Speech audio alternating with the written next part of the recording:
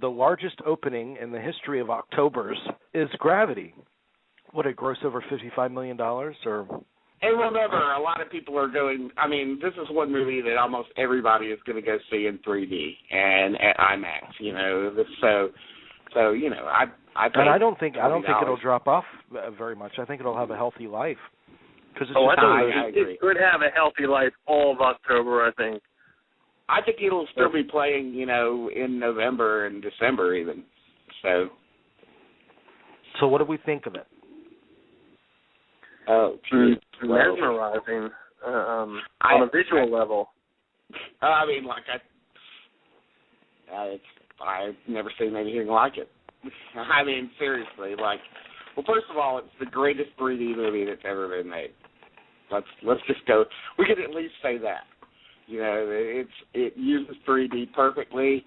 It's completely immersive. I mean, the only way that it could make you feel like you were in space anymore would be if they had some anti-gravity machines in the theater somehow and everybody was floating. You know, the human personal level as well and performance. And I mean, if he has one weakness, it's maybe in some of the dialogue at the beginning, just a little too I don't know, like just a tiny bit, a little bit too exposition-y or something or whatever, but very tiny. That would be my only slightly niggling comment that I would have to say. So, Jerry, you like it? Oh, I thought it was good. We went to go see the 3D on Thursday night, and I was really, it's Alfonso Cuarón's first film since Children of Men. I didn't realize it had been that long in between movies, but I mean, it's very mesmerizing, and I got to give it to Sandra Bullock. She can carry a movie. I thought she did a great job in The Blind Side. I thought she was good in The Heat, but she can really carry a movie. There's something really, and I agree with you, Jamie. I think to say there are a lot of people saying it's better than 2001. I don't know, but there are people saying that, and I don't agree with that because I think 2001 is a very different movie. It is, as you said, about everything. Gravity is not about everything. Gravity is really about almost, you could say, like the Poseidon Adventure almost. It is about surviving this incident. If Gravity's about anything, and it's I'm not saying it's not worthy because it's not about the meaning of existence, but it's about survival, the survival instinct. And if I had any problems with the movie, it was the bits in the script that didn't benefit that singular theme very much.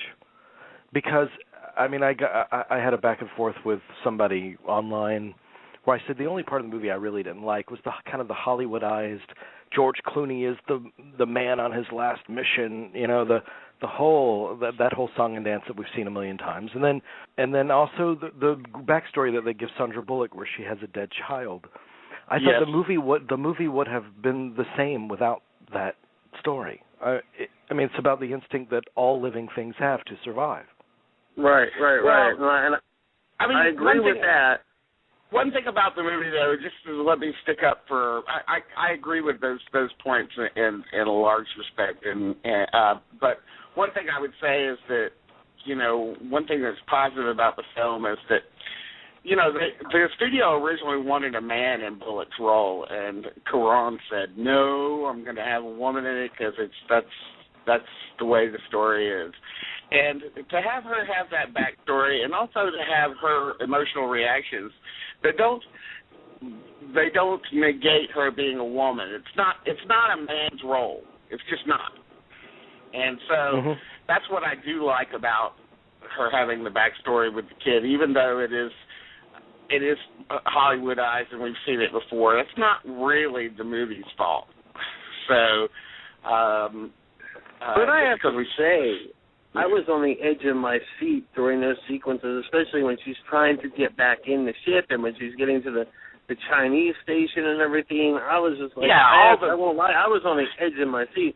I don't mind the Hollywoodized story. I think that actually gives it something. Well, no, and I don't grounds think, it for a lot of people. I don't think the story itself is Hollywoodized. I'm just talking about those two little bitty aspects. Right. Those elements, yeah. The film itself feels like really bold and experimental. It could be an art film, Gravity, because it's about this lady that's lost in the midst of space for the entire running time on her minimal dialogue. Right. And I love the speech that Clooney gives her. It's tempting to want to stay out here, away from everything. One thing I also have to say to speak to the experimental aspect of it too is that it feels like it's almost. I know that it's the thing is the first shot it's like 15 minutes or whatever, but it's like one movie that honestly until its very end I really can't remember very many cuts in it, many edits in it. So it's like it almost feels like it's all one shot in some weird way. It gives you that experience, and also it's a movie that takes place, I think, in real time. I mean, I think it's I don't think that it has any. It's taking place in real time. The movie takes 90 minutes. By the way, that's another thing that's entirely kind of experimental these days is to have a movie this big that's 90 minutes long. My brother said the same thing about that, actually. I mean, they didn't pad it out with an extra 30 minutes to make it feel more important. They just got right to it. And so, I mean, you're absolutely right. It is kind of an art film in a lot of ways. And there are a lot of moments in it, like, well, I don't think this is giving anything away, but when she does get back into the ship, there's that great moment where she sort of like takes off her suit and everything, and she just floats in space like a fetus, like an embryo. Yeah. And I thought, that's great. That's even sort of that actually reminds me of Ripley. Ripley in the totally first Alien. Well, what it's supposed to remind you of is the Star Child. Yeah, of course. Exactly. A 2001 reference. Yeah, so exactly. But I love those little touches in it too. And to tell you the truth, also, we should say this, but no one said anything about this. But it's really a movie also that has a lot to do with movies like Apollo 13 and particularly The Right Stuff. And definitely. But it's a movie about people who really do go in space, not just fantasy space, where you're getting into a ship and going 1,000 miles and shooting lasers. It's a movie about people who really do work in space and the dangers of working in space. I think a lot of it's going to be like revelatory to people because they've never seen anything like this. People have never even taken into account the fact that, in space, there's over 300,000 satellites up there. And what I mean by satellites is not just communication satellites, but like little pieces of space junk and stuff. Like a bolt the size of the end of your thumb. Of course. Speeding through space and hitting a spaceship could leave a hole the size of a refrigerator.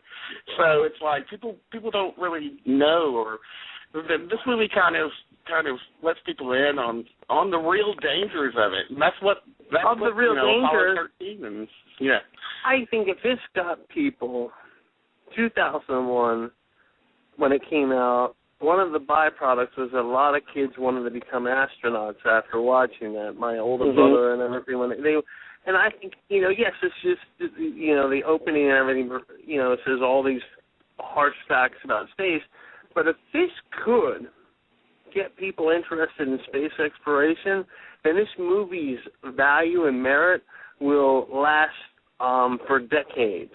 I mean, there is something it's beautiful.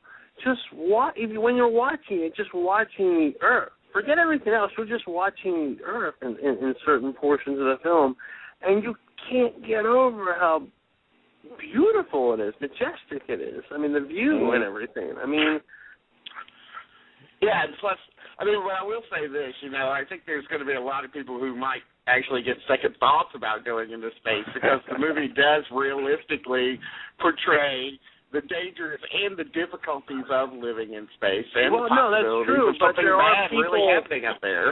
Yeah, But I think that there's a certain, I hope still, there's a certain segment of the population that is attracted to that.